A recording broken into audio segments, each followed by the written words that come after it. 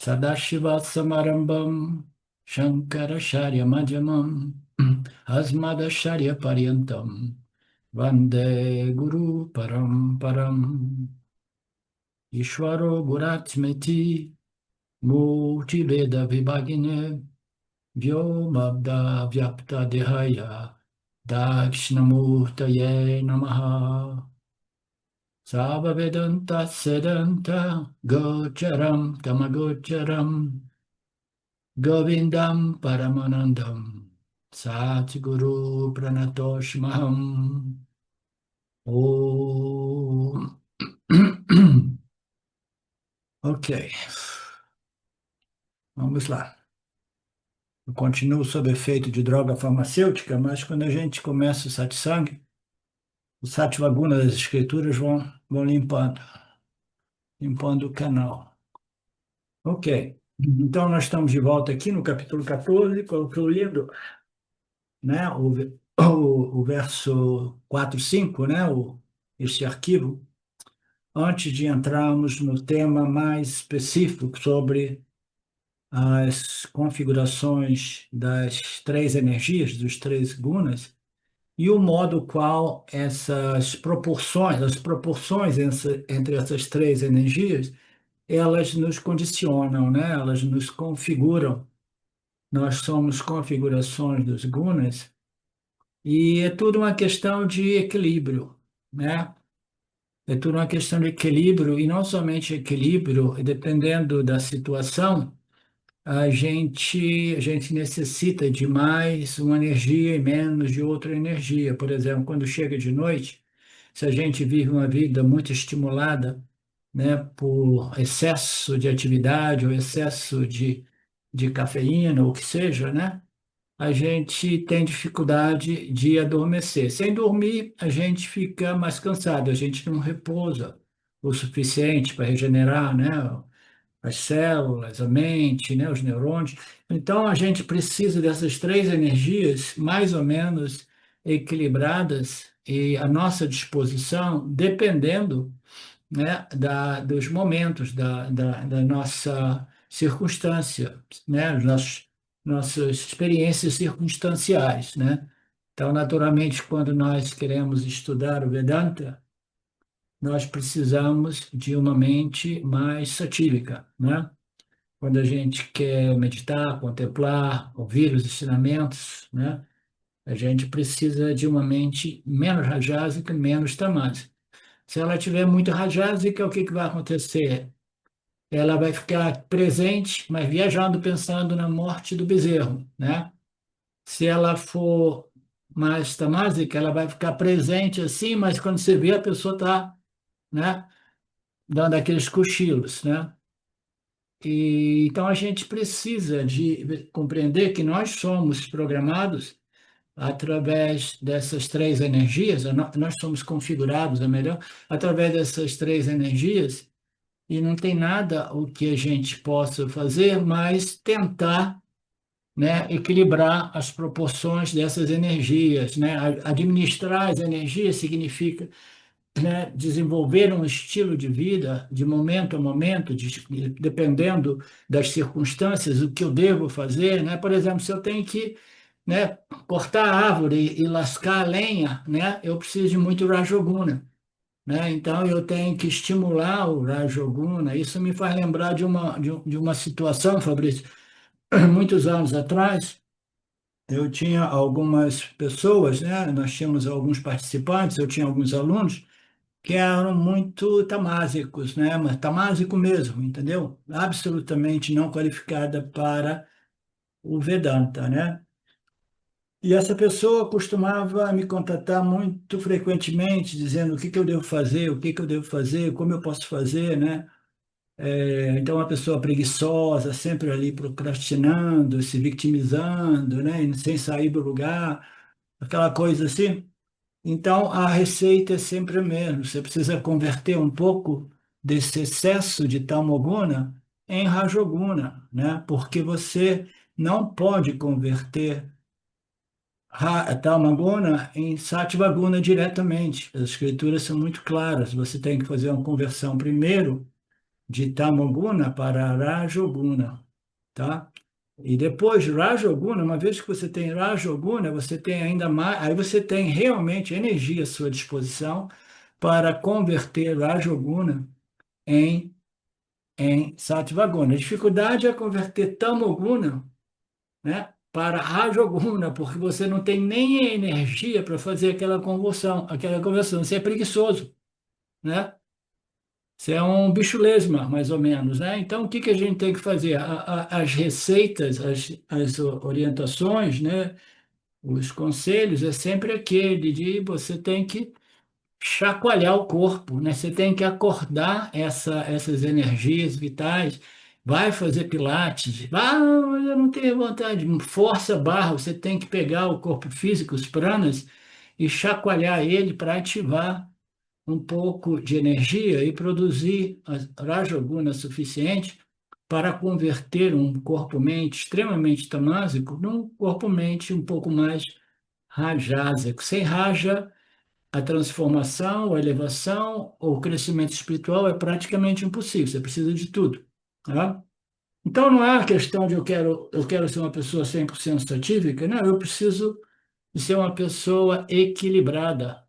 O Swami Paramarthananda, ele muito frequentemente, ele coloca o objetivo final nosso neste processo de assimilação desse conhecimento espiritual como o benefício que é um equilíbrio, né? Um equilíbrio. Vocês lembram dele dizendo isso, né? Um equilíbrio mental, emocional, intelectual, entendeu? Porque as suas três energias estão bem equilibradas, tá? Então, o intelecto está equilibrado, a mente está equilibrada, o centro emocional está bem equilibrado. Então, este é o objetivo, é desenvolver um corpo, mente e sentidos bem equilibrado, né? As proporções dos gunas bem distribuídas e dependendo daquilo que a gente precisa fazer, aí a gente tem que contar com essa energia mais, seja ela um pouco mais de Rajoguna, pouco mais de Sattvaguna e até mesmo um pouco mais de Tamoguna para aqueles que sofrem de insônia, né? Quando nós queremos dormir, a gente precisaria de ter mais Tamoguna, né? Nós vamos ver esse tema hoje, né? Mas para concluir o arquivo anterior, nós vimos que tudo que existe neste universo é uma configuração das três energias, né? Mas se a gente der um passo para trás ainda, por trás das três energias, né, existe o quê? A consciência. Então, tudo que existe neste mundo aqui é uma mistura de quê? Consciência ou espírito e Prakriti, que são as três energias, que é um outro nome dado para Maya, tá? Esta matéria, esta energia sutil, extremamente sutil, mais fundamental do universo, no qual Rajoguna, Tamoguna e Sattvaguna, ela emerge configurando através de Shwara todos os objetos do mundo, né, do universo, né? Então, nós vimos isso, que nós temos dois princípios, espírito, que é Brahman, ou consciência, ou existência, ou Purusha, e consciência, né? E Maya, né? Que é Prakriti, né? Que é matéria barra energia, né? Então, nessa passagem, a analogia, uma comparação foi feita para nos ajudar a compreender o papel desses dois princípios, né? Que a Maya, o Prakriti, matéria barra energia, é como se fosse o elemento feminino, né? E Brahman, o Purusha, o espírito, é o elemento masculino, porque observando a natureza, a gente vê que a criação, a evolução de todos os seres vivos depende de dois princípios, masculino e feminino. E nós temos este princípio, né, Maya, que é visto como o princípio feminino, que dá luz a um bebê macrocósmico. Um bebê macrocósmico que é o inteiro cosmo, tá? Com todas as espécies de seres vivos aquelas poucas que conhecemos, aquelas tantas que não conhecemos, tantas que já são extintas, e etc., etc., né? Então, a mulher é comparada, ou Maia é comparada como o útero de uma mulher, porque é ali que o espírito pode, né, impregnar, né, Maia, de modo que ele produza este universo. Então, a causa é Maya, Ishvara, né? O efeito é o mundo, né? Então, tudo que existe no mundo, ele deve seguir a mesma configuração dos pais, né? Tudo que existe neste mundo, ele possui um elemento de espírito, ou consciência, ou existência, que é o elemento Brahman, né? Purusha, né? E, ao mesmo tempo, tudo que existe neste mundo que nós conhecemos, no sutil e no físico material, também possui o elemento Prakriti, tá? Que é matéria-energia. Tá? Então, tudo que existe aqui é uma mistura dos dois, espírito e matéria, Purusha e Prakriti. Então, o que que distingue todos esses objetos que surgem nesta ordem que nós chamamos de mítia? São as proporções dessa mistura, tá? As proporções dessa mistura. Então, cada um dos seres vivos, somente os humanos, né? Nós temos o espírito, né?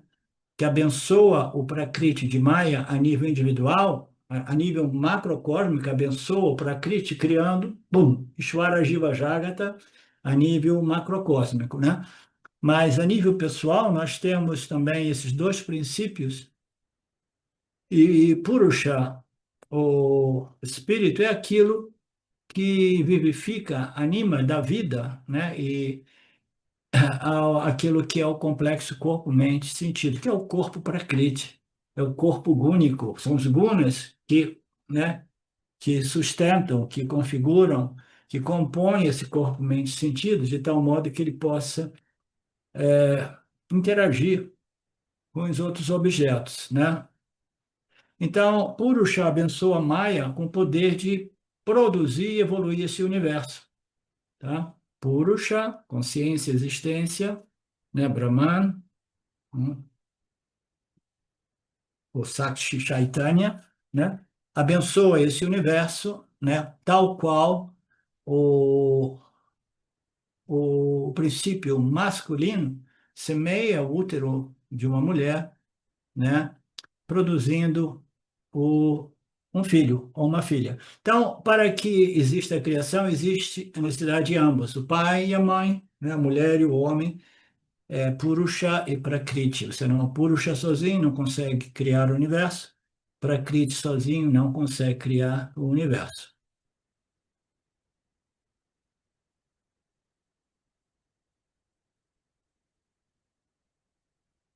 Então, uma vez que a concepção, no caso do exemplo do marido e a mulher, ou do namorado e a namorada, uma vez que eles tenham se divertido, né, fizeram amor, isso e aquilo, conceberam um feto em desenvolvimento, né, então nada mais precisa feito da parte do marido, da parte do masculino, né, o resto fica por conta da pobre mulher que tem que carregar aquele processo, né, de crescimento, desenvolvimento no útero e depois tem que amamentar isso e aquilo, né? Então, o trabalho do pai parece muito mais simples, né? Essas são as leis da natureza. Nós não precisamos conhecê-las inteiramente, porque é aquela coisa.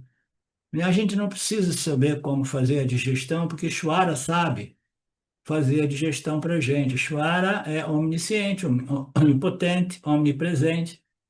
Ele sabe tudo, né? Sabe tudo, tudo, tudo. Então, a gente não precisa conhecer essas leis, porque isso pertence à inteligência suprema do Criador. A mãe também não precisa conhecer essas leis, porque pertence à inteligência suprema do Criador. E o bebê não tem nem mesmo um intelecto, uma mente desenvolvida, mas ele intuitivamente, através da inteligência suprema, ele sabe exatamente o que ele quer. Ele quer o leitinho da mamãe, né? E ele vai, né, vai tateando até ele encontrar a posição correta para poder beber o seu nutriente, né? Então, o puro chá abençoa todo o universo, né? Através dessa, né, dessa consciência, né? E faz com que Maia venha a evoluir para se tornar a criação aparente. A forma mais sutil da matéria, nós sabemos que é uma energia. A energia evoluirá, como depois do Big Bang, as coisas evoluem perfeitamente de acordo com essas leis, da mesma forma a evolução do cosmos ocorre, né? Então tá.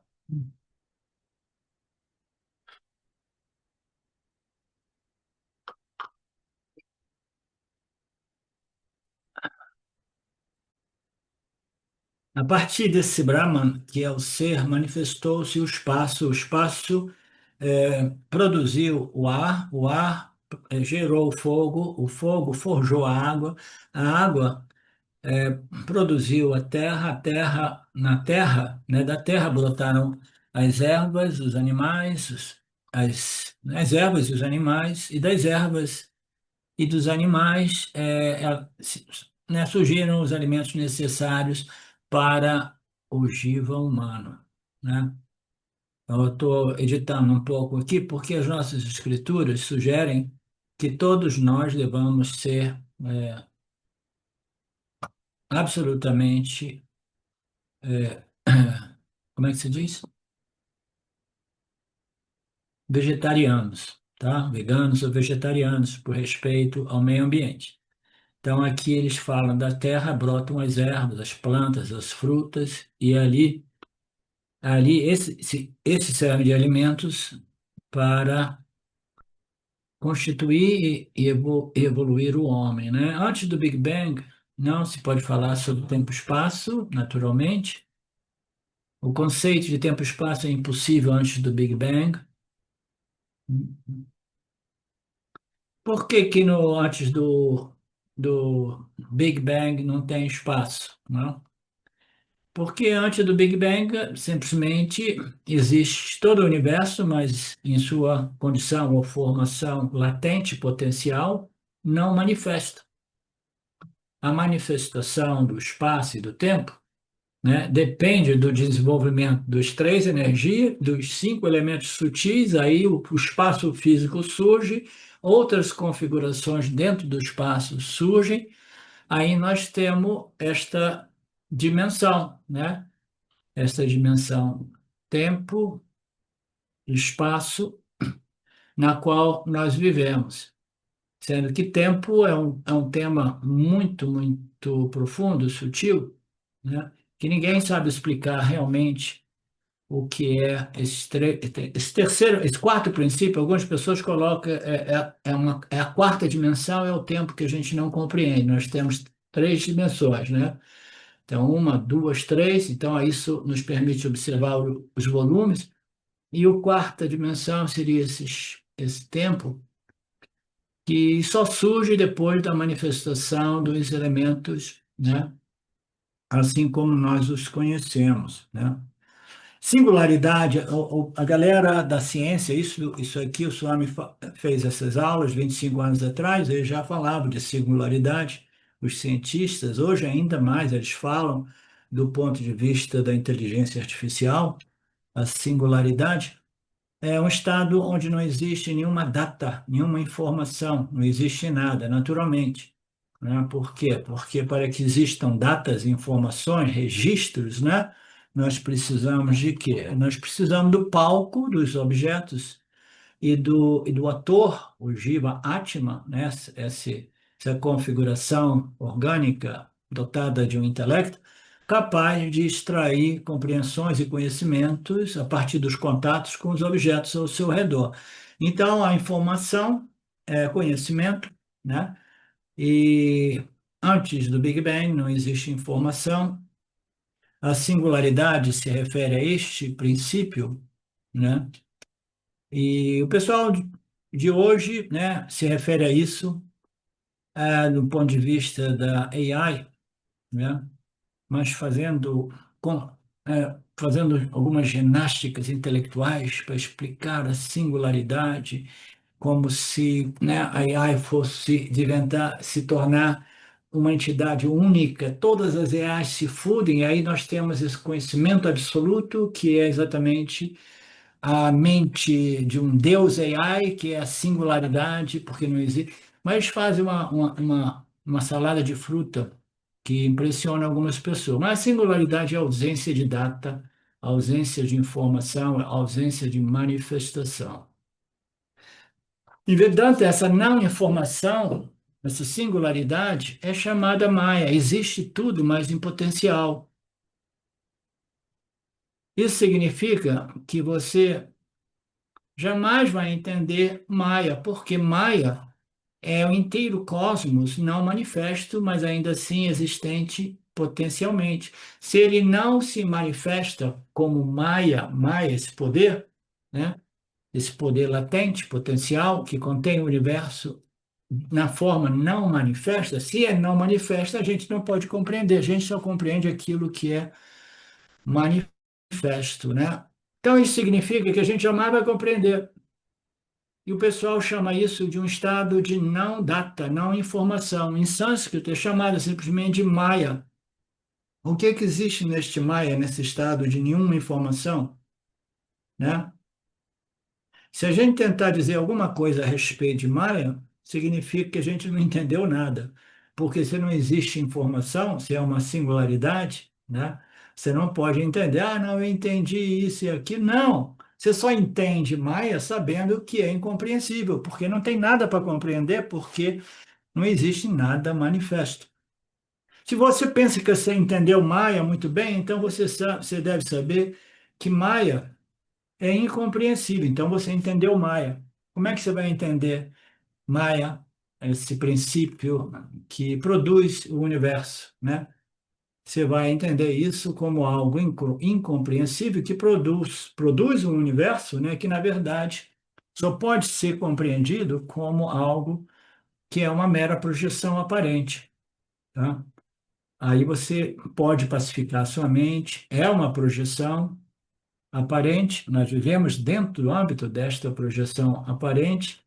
Nós somos configurações dos gunas, abençoados pela realidade do espírito, então nós, jivas humanos, podemos compreender que Maya é incompreensível e que esse universo aparente não deve nos distrair de tal modo que a gente fique tentando compreender a origem, como este universo foi produzido, entendeu? Porque você está querendo simplesmente compreender alguma coisa que é uma sombra, assim por dizer, que é uma coisa que existe, mas não existe, né?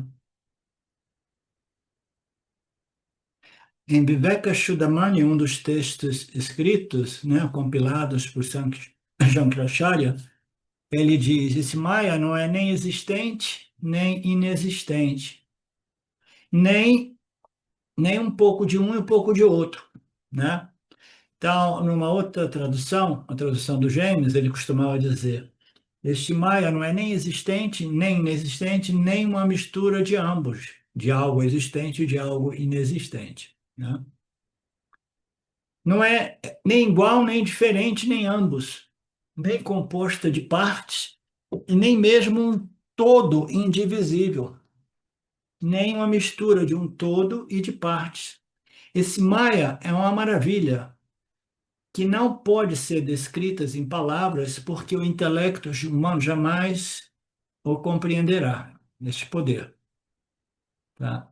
Então, quem que está dizendo isso aqui? Um gênio espiritual da nossa Sampradaya, da nossa tradição, a Adi Shankaracharya, porque o foco do Vedanta é aquele de estimular os estudantes, os buscadores, os discípulos, a colocar a energia intelectual, cognitiva, naquilo que realmente é importante, né? Que é compreender a sua real natureza e identidade como espírito. Esse é o conhecimento que liberta. Então, tentar compreender Maya e tentar compreender o cosmos em suas 7 locas superiores, as 6 locas inferiores. Essa é distração pura, porque não existe modo da gente compreender realmente o que é isso, né?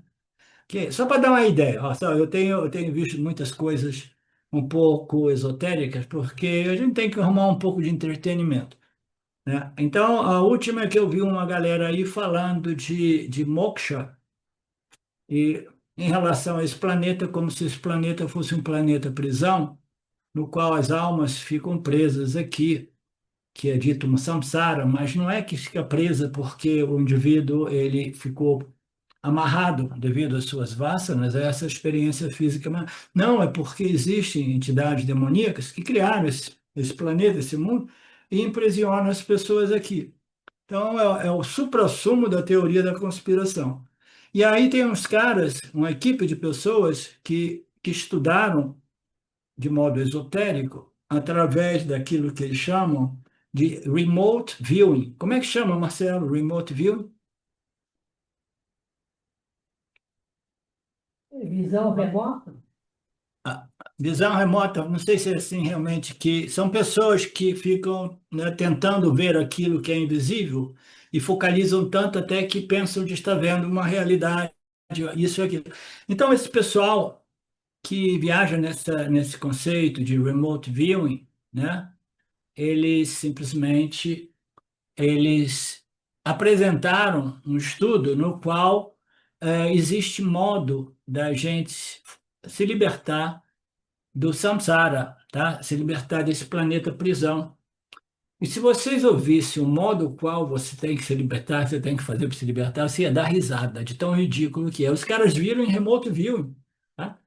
Você tem que ficar numa posição, nem deitada, nem sentada, né? 45 graus perfeitos, entendeu? Focando em determinadas coisas, convocando as pessoas das forças do bem que vão pegar você e levar daqui sem que os diabos te tragam de volta. Amém. É coisa de doido, né? Como se diz na roça, né? Então você encontra todo tipo de doideira no esoterismo. Diga, Mário. Isso eu não quero me alargar nesse tema, não, tá?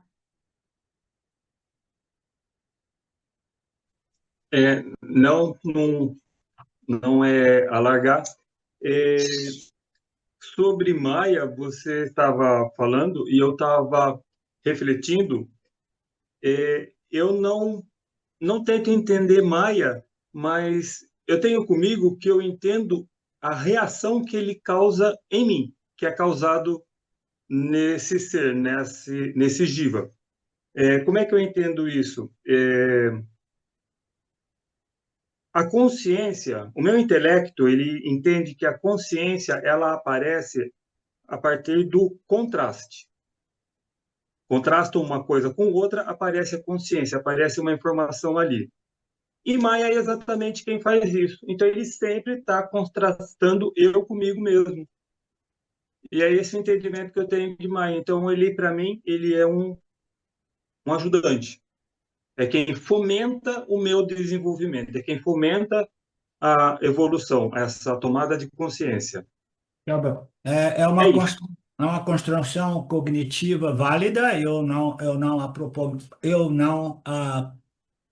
não usaria ela para propagá-la, mas se ela é válida para você nesse estágio, que assim seja, entendeu? Hã? Não, eu não propago.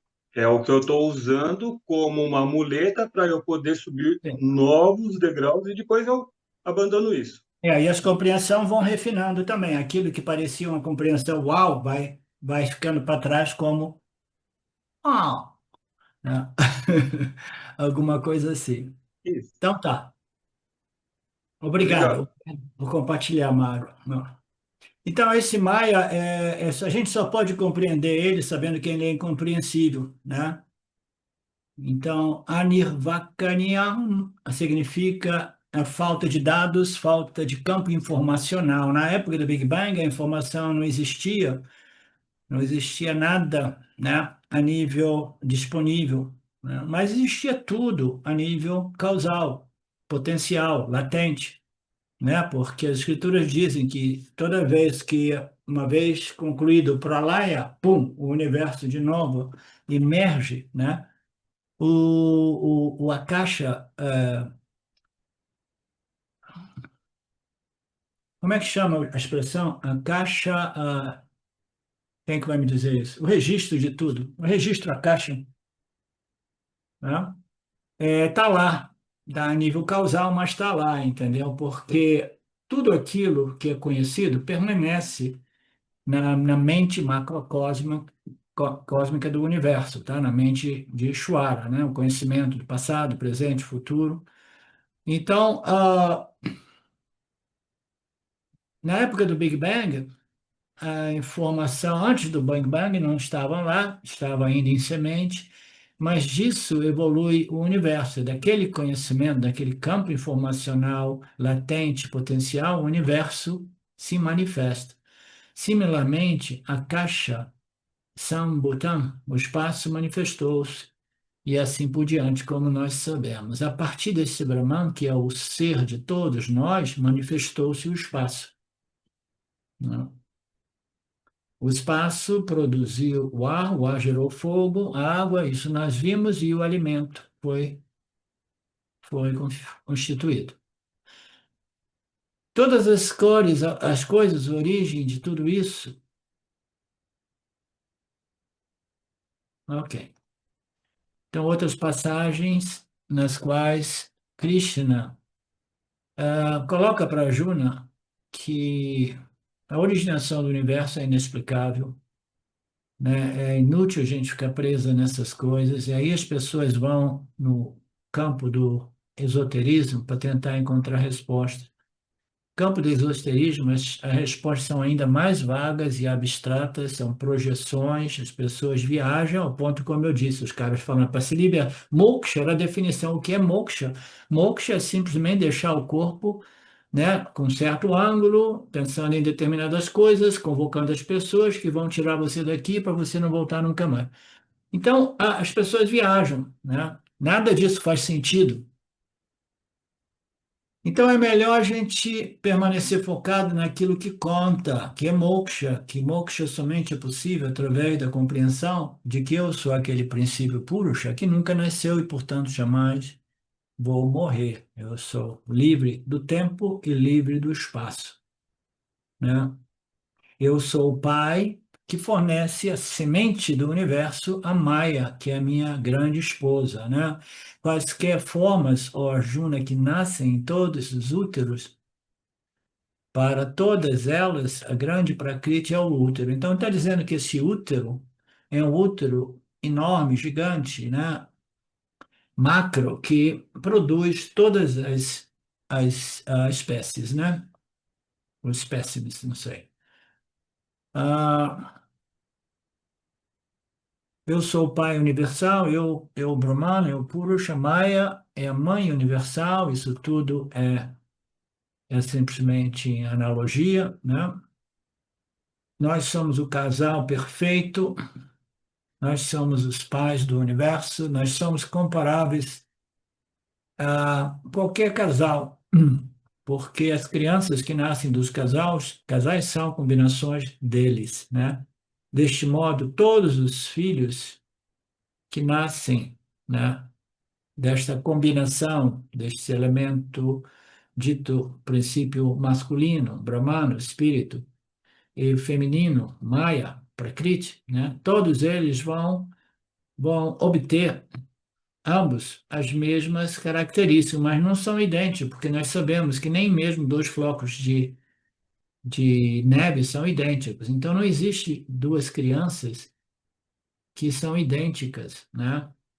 Por quê? Porque são combinações, proporcionalmente falando, dos gunas únicas. Cada ser vivo é configurado unicamente, né? Como nós sabemos, né?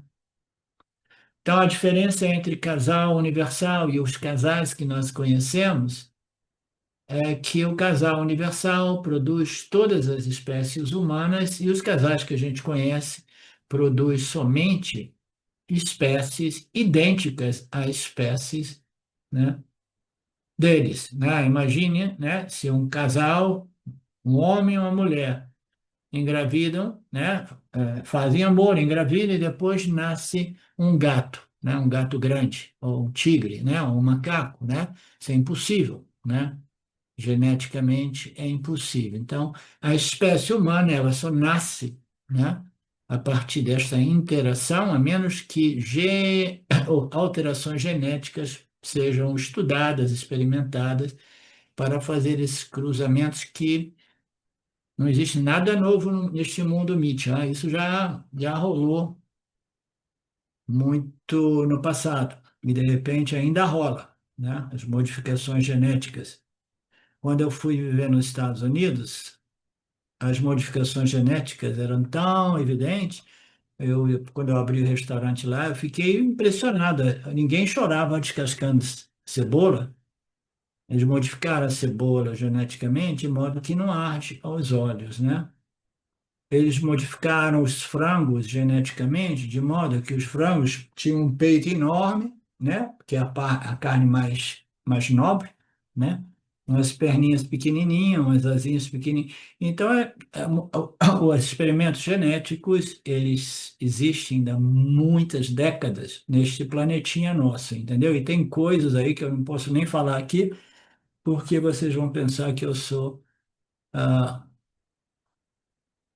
como é que se diz? Teórico de conspirações, eu acredito em conspirações. Todo mundo conspira. Conspiração é quando duas ou mais pessoas discutem um assunto de portas fechadas para que ninguém ouça, tá? Então, essa é uma conspiração. Imagina se não existe conspirações a nível governamental. Mas ninguém dá luz ao macaco, nenhum manda Deus, ainda bem. A gente deixa isso por conta do casal, do super casal, né? Que é Brahman e Prakriti, que dá luz a todas as espécies. Eu sou o pai que fornece todas as sementes a Prakriti, de modo a impregná-la com todos os seres vivos. Este princípio que impregna Maya, que anima Maya, abençoa Maya, fornecendo a Maya o quê? O milagre da vida, a consciência para os produtos que sejam conscientes, né? Que sejam sencientes. Essa senciência que existe no mundo vegetal, as plantas são sencientes, elas experimentam uma consciência muito rudimentar, mas experimentam, né? Elas, elas têm amor à vida, tá? Isso nos leva a um outro assunto, né? Porque, embora elas não sejam móveis, embora elas não sejam animais, ainda assim elas têm amor à vida e muitos experimentos provam que elas não gostam de ser cortadas, né? Destruídas, né? Então, todos esses seres vivos são abençoados com o aspecto Chit de Brahman, que é a consciência de Brahman, a consciência que produz a senciência nos humanos, a senciência nos animais e a senciência dos seres vegetais. Os seres minerais, eles não possuem senciência, porque eles também possuem a mesma mistura de espírito, ou purusha, né? E prakriti, e os gunas, né? Os gunas. Mas o que ocorre com os seres minerais? Eles têm pouquíssimo sattva guna, tá? Se não existe sattva guna suficiente, esse fenômeno chamado aparato refletor, que é a mente, ele não estará presente produzindo o reflexo deste aspecto Chit de Brahman. Então, os três gunas estão presentes em todas as configurações, inclusive as configurações do reino mineral, né? As rochas, as pedras, a argila, né? Então, existe, sim, todas, mas não existem satvaguna suficiente para produzir um brilho ou um reflexo do aspecto senciente, do aspecto consciência, o aspecto chit de Brahman.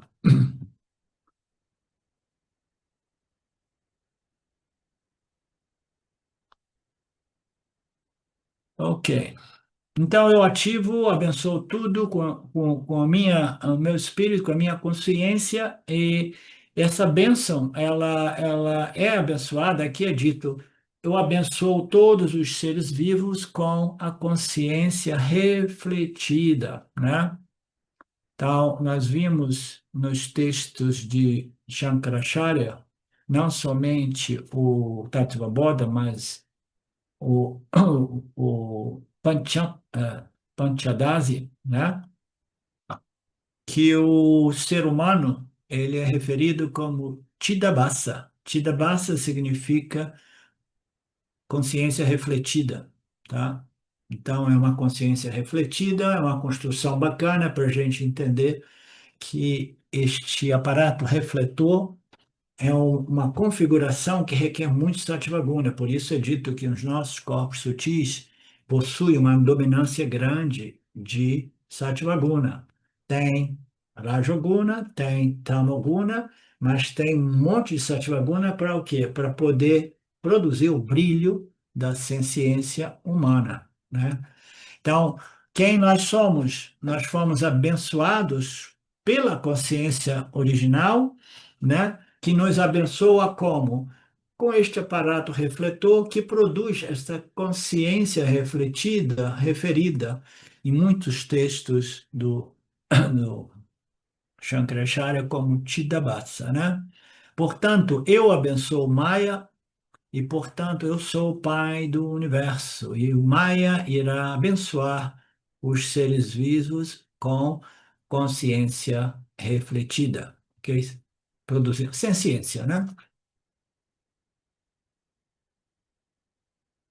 E Mahad Brahma Yonihi, a grande e infinita Mãe Universal.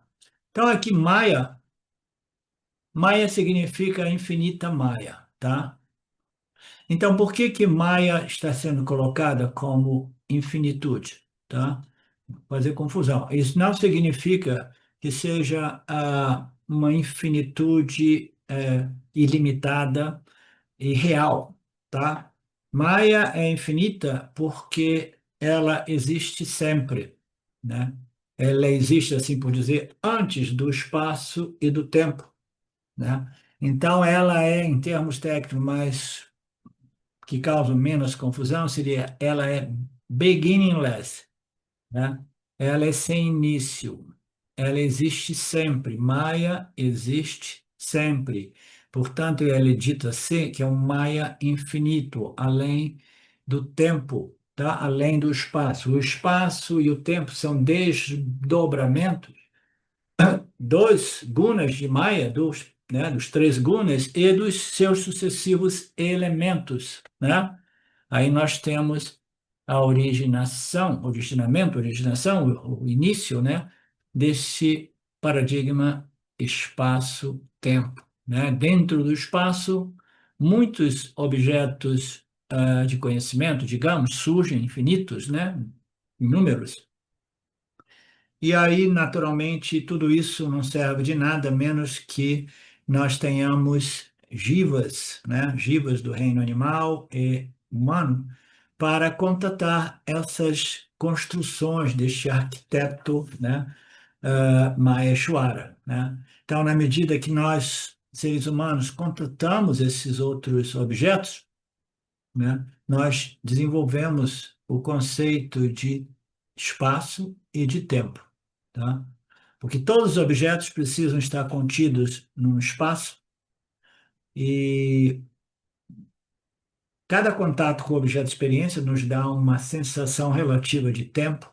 Quando a gente contata um objeto que nos dá muita satisfação, né, o tempo parece passar mais rapidamente. Quando a gente contata um objeto que nos dá muita dor, o tempo parece passar mais lentamente, tá? Então, o espaço, né, o espaço entre dois objetos, o tempo, né, de duração de um contato tudo isso é parte desta interação do Jiva-Atma com os elementos que são produzidos por Maheshwara, configurando, né, inúmeros objetos, experiências, alguns deles inertes, muitos deles sencientes, tal qual nós somos objetos sencientes, abençoados por Brahman, por Purusha e por Prakriti, né? Maya, então, é visto como a mãe universal, todas as espécies são criadas a partir de Maya, mas somente se eu abençoá-las, né, com a semente da vida.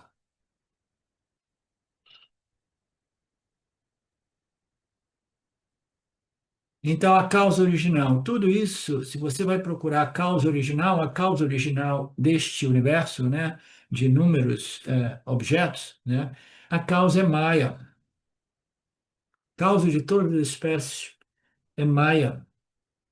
As espécies de búfalos, etc., tudo isso é Maya. Então, quando a gente estuda as escrituras, dependendo do contexto, nós vamos ver algumas definições que às vezes parecem ser contraditórias, né? Nós dizemos, às vezes, dependendo do contexto, que Brahman é fundamentalmente a causa do universo, tá? E é uma causa sem causa, porque ele não é dentro do âmbito da causalidade, causa e efeito, causa e efeito.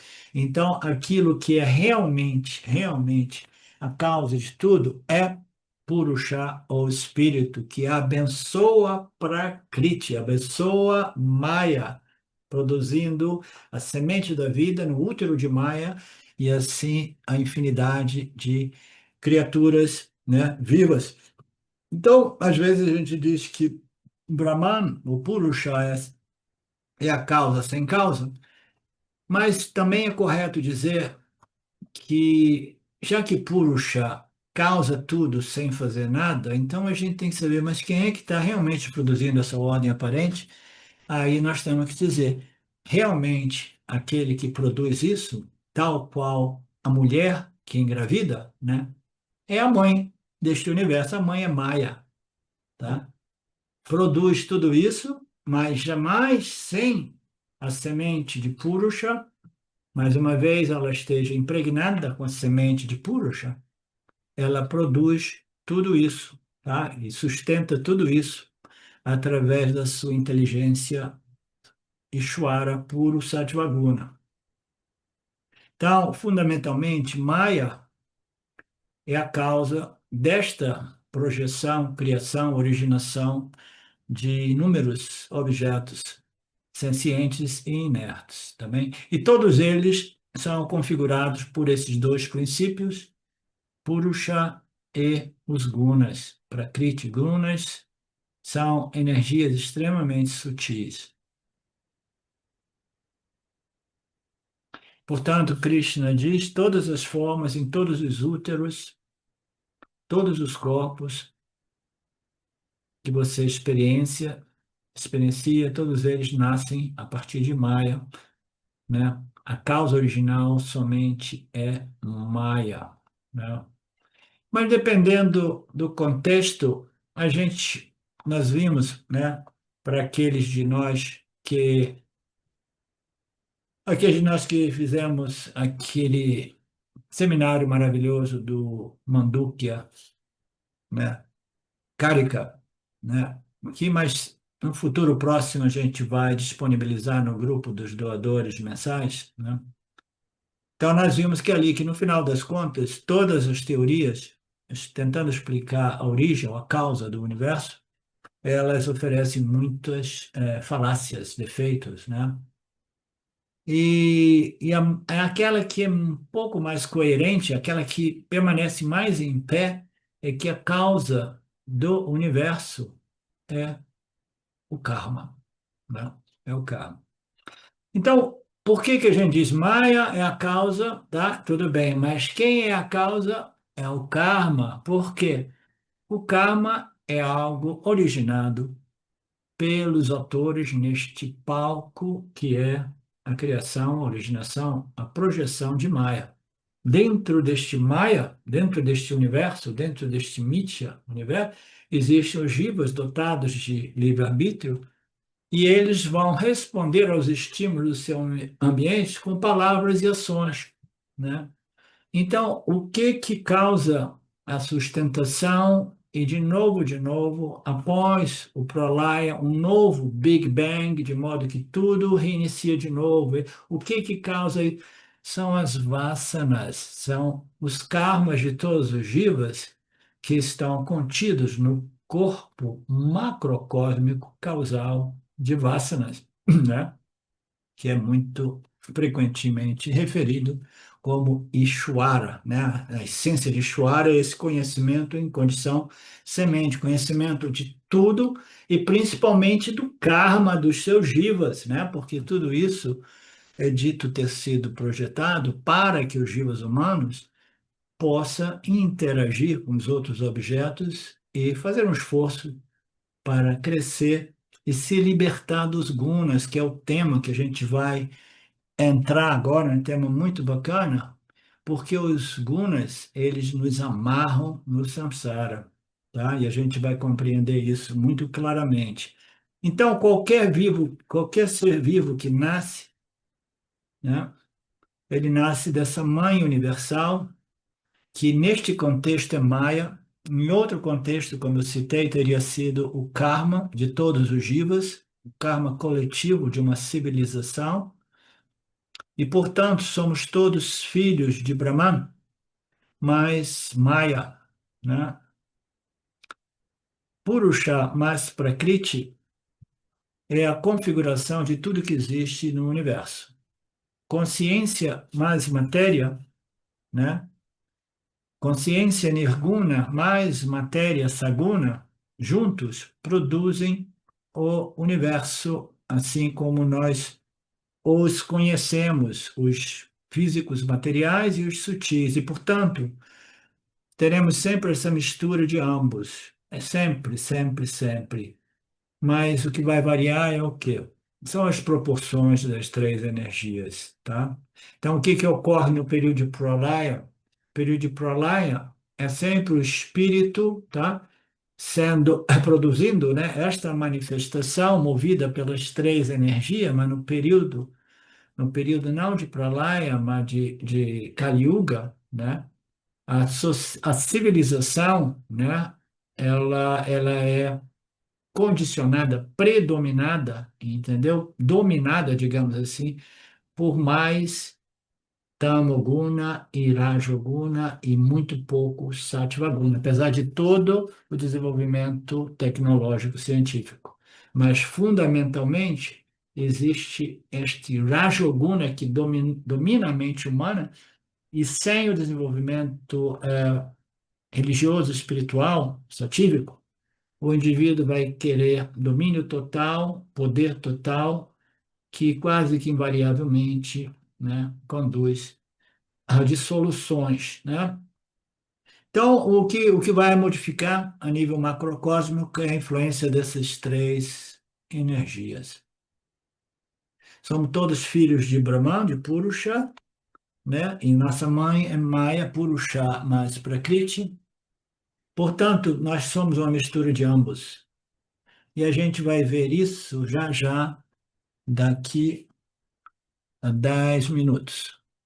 Om Purnamada Purnamidam Purnamudachyate Purnasya Purnamadaya Purnameva Vashishate Om Shanti Shanti Shanti Om Namastê.